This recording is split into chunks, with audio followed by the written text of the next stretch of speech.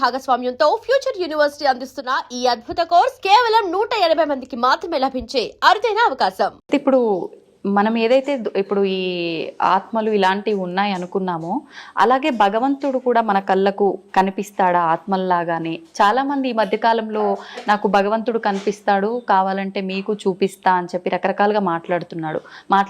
నిజంగా అలా భగవంతుని చూడడం సాధ్యమే అంటారా? భగవంతుని 3 పద్ధతులతో చూడవచ్చు. జ్ఞాన రూపకంగా చూడవచ్చు, భావ రూపకంగా చూడవచ్చు. దానికి రూపం లేదు. అలా ఫీల్ అవ్వచ్చు, కనిపిస్తున్నాడు, మనం ఫీల్ అవ్వచ్చు. That's own experience. ఓకే. భగవంతుని భౌతికంగా జడముగా చూడాలనుకుంటే దానికి ఒక మార్గం ఉంటుంది.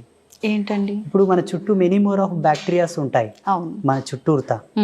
దాన్ని సూక్ష్మదర్శినితోనూ చూడవచ్చును. భగవంతుని ఇట్లా సశరీరంతో చూడవచ్చు అంటే ఒకే ఒక మార్గం ఉన్నది, యోగ మార్గం. యోగాతో చూడవచ్చు.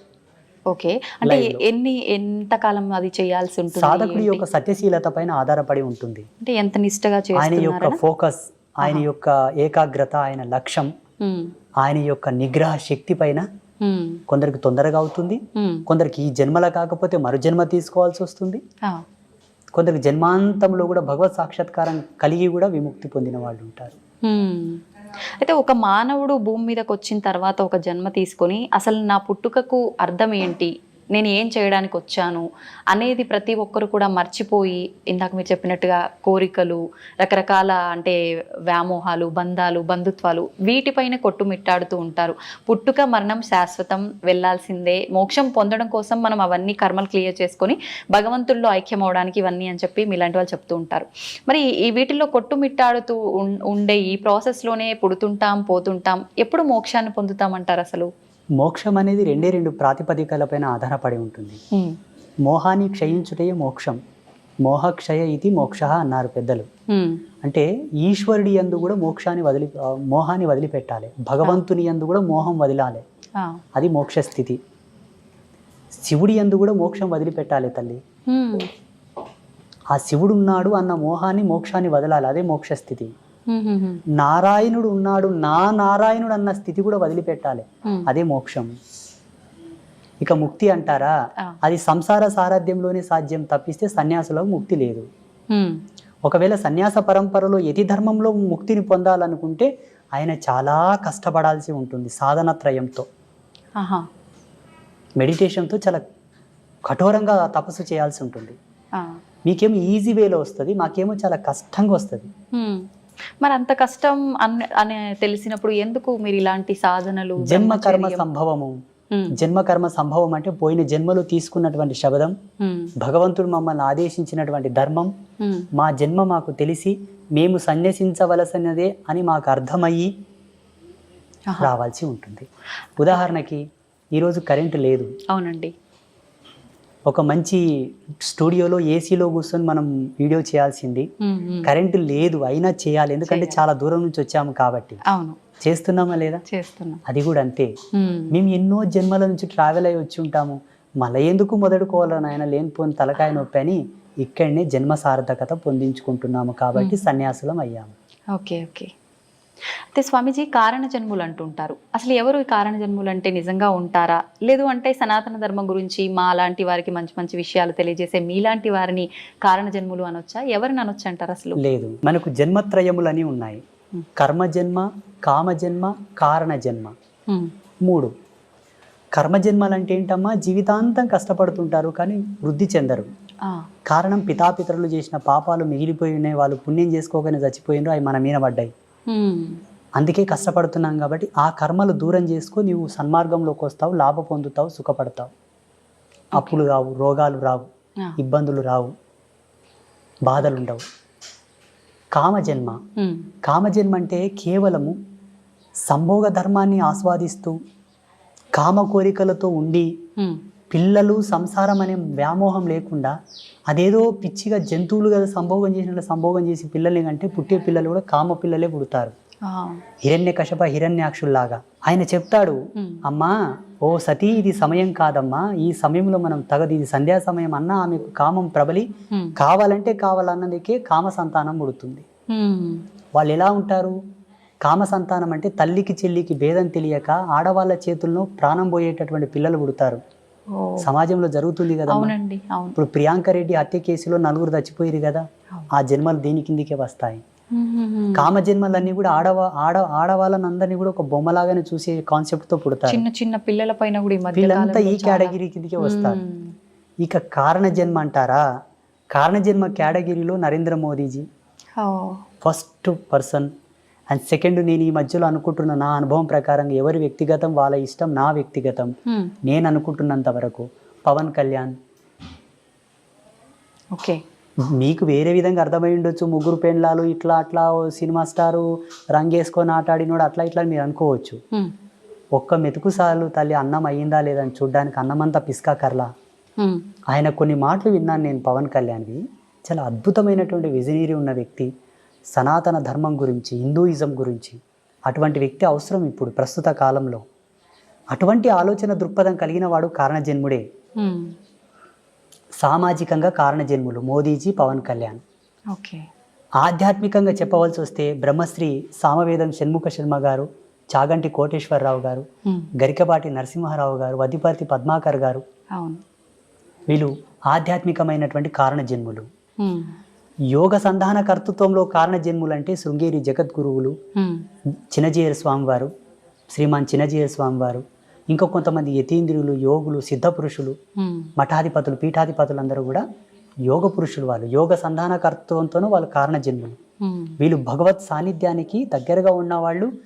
వాళ్ళు శివైక్యం చెందిన తర్వాత ఈశ్వరునిలో లీనమయ్యేవాళ్ళు వీళ్ళందరూ. ఇది ఫైనల్ స్టేజ్ ఇన్ కారణ జన్మ. వీళ్ళందరూ మోక్షం పొందడం, ఇంకా వాళ్ళకు మోక్షము ముక్తి లేదమ్మా, చాలా ఫైనల్ స్టేజ్. వీటికన్నా పెద్ద స్టేజ్ లో ఉన్నారు వాళ్ళు. ఇట్లా 3 జన్మలు ఉన్నాయి మనకు.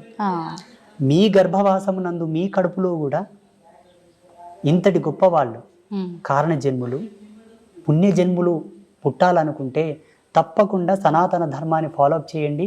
సనాతన ధర్మంలో కూడా మెనీ మోర్ ఆఫ్ కన్ఫ్యూజన్స్ ఉన్నాయి, రకరకాల సాంప్రదాయాలు. ఏవి పాటించకండి, సదాచార సంపన్నులై విరాజిల్లండి. ఈ సదాచారం మనకి ఎక్కడ దొరుకుతుందమ్మా అంటే దేవీ భాగవతంలో దొరుకుతుంది.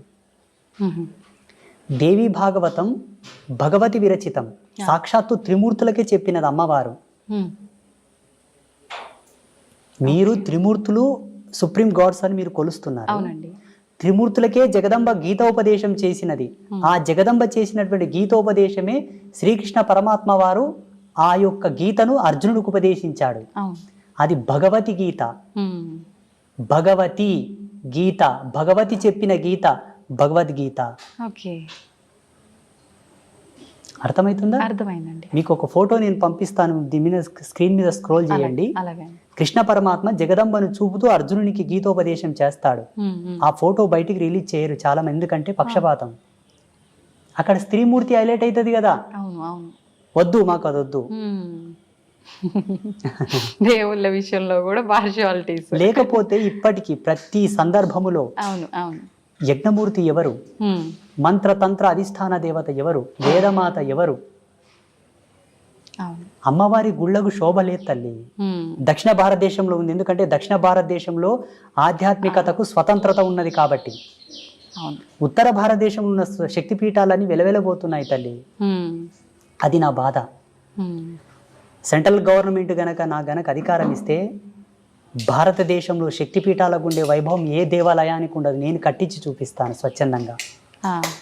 అమ్మవారి గుడి అంటేనే ఒక అద్వితీయమైనటువంటి అజరామరమైనటువంటి కళాఖండముల చేత విరాజిల్లేటట్టుగా నేను కట్టిస్తాను. కానీ ఉండాలి. పేరులోనే అర్థం ఉంది కదా, శక్తి పీఠం, అది భూమికి శక్తి. అవునండి, ఎర్త్ ఫిట్ లాగా పనిచేస్తుంది అది. మన భౌగోళికమైనటువంటి ఈ భూప్రపంచాన్ని కంట్రోల్ చేసేటువంటివి. మళ్ళీ అమ్మవారు అందుకే నన్ను పుట్టించిందేమో అనుకుంటాను నేను. నా భావన, నా వ్యక్తిగతమైన భావన, మీ భావన కాదు, నా భావన. చూద్దామండి ఏమవుతుందో. మీరు అన్నట్టుగా ఆలోచించడం కాదు, ప్రతి ఒక్కరు మనసులో ఉన్నదే. ఆడవారిని కొంచెం చిన్న చూపుగా చూస్తుంటారు. ఎవరింట్లో వాళ్ళకే కొంచెం చిన్న చూపు ఉంటుంది.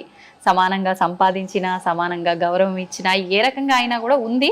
ఇప్పుడు మీరు చెప్పేదాన్ని బట్టి చూస్తే, అంటే ఈ పీఠాలు ఇవన్నీ అయితే మేము రీసెర్చ్ చెయ్యము, తిరిగి చూడం కాబట్టి, అంటే అమ్మవార్ల ఆలయాల పైన కూడా ఇంత వివక్ష ఉంది స్త్రీ అని ఉంది. మీరు 12 జ్యోతిర్లింగాల దేవాలయాలు చూడండి, అవును, అష్టాదశ శక్తిపీఠాల దేవాలయాలు చూడండి, అవును. మీకు లైవ్లు ఇప్పుడే కనిపిస్తాయి కదమ్మా.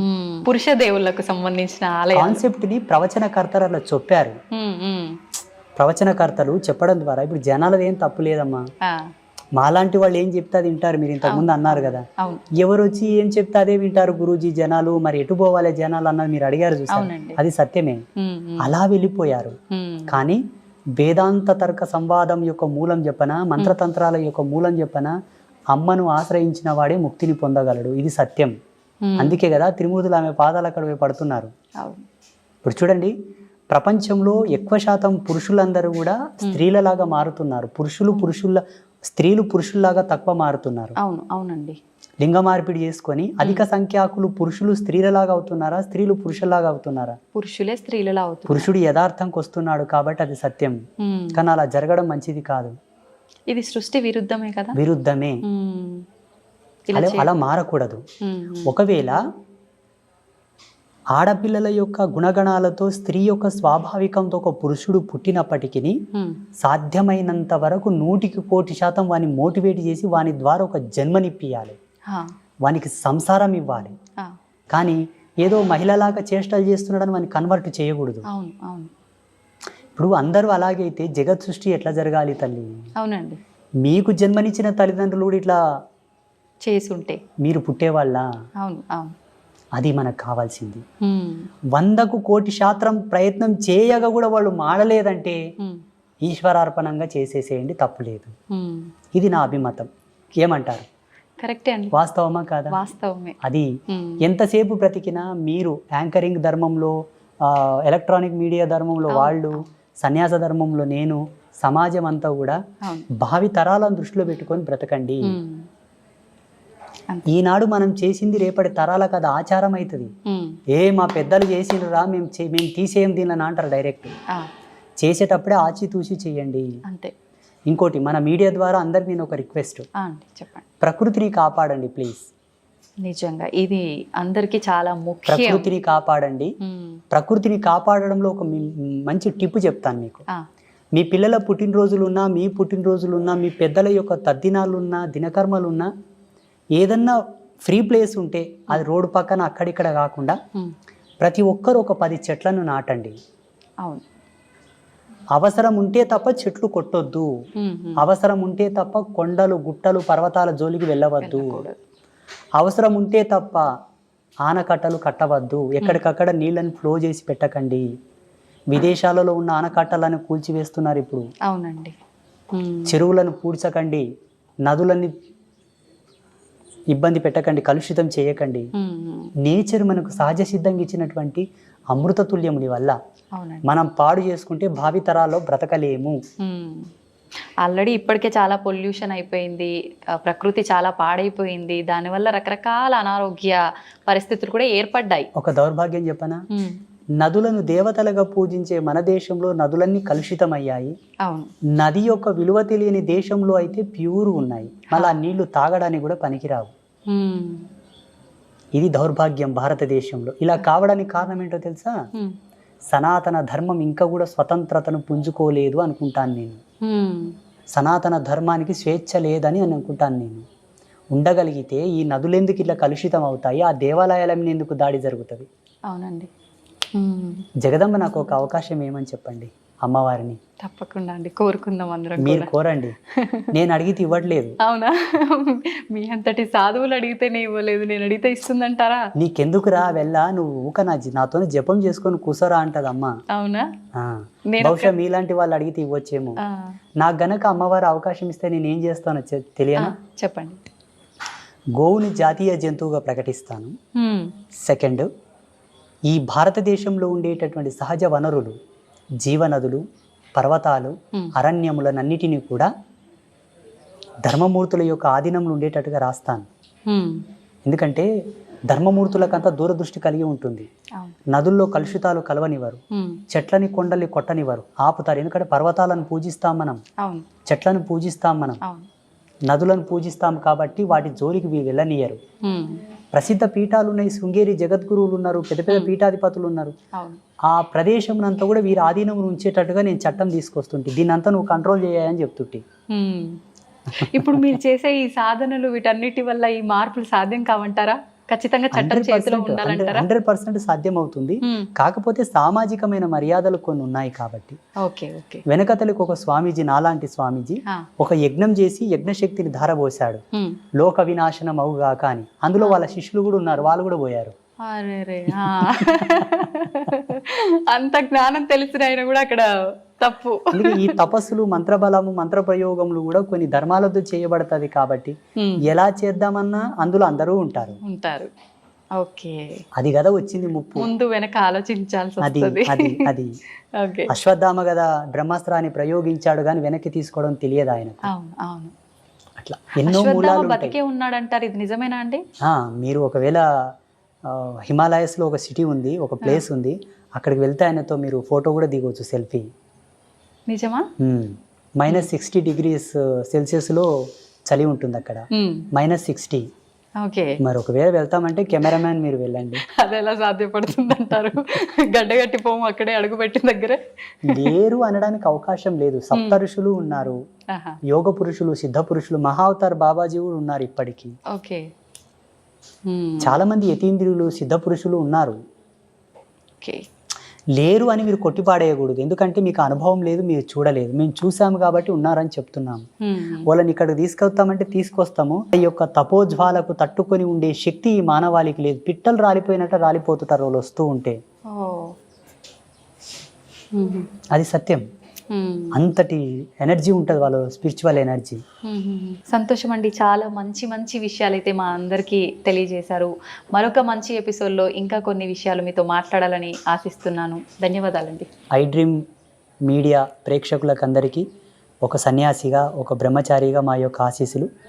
ధర్మం పట్ల నిలబడండి, ధర్మాన్ని కాపాడండి. ధర్మం తల్లి వంటిది. మన తల్లి మనకెంతో ముఖ్యమో ధర్మం అంతే ముఖ్యం. ధర్మం అంటే హిందూయిజం కాదండి, ప్రకృతి. ప్రకృతి మానవాళికి ఉపయుక్తమైనటువంటి ఆచారం, రూల్స్, వీటన్నిటిని కాపాడితే భావితరాలకు మనం ఇచ్చిన వాళ్ళం అవుతాం. దయచేసి మా మొరను ఆలకించండి. లోకా సమస్త సుఖినో భవంతు. శుభం భవతు.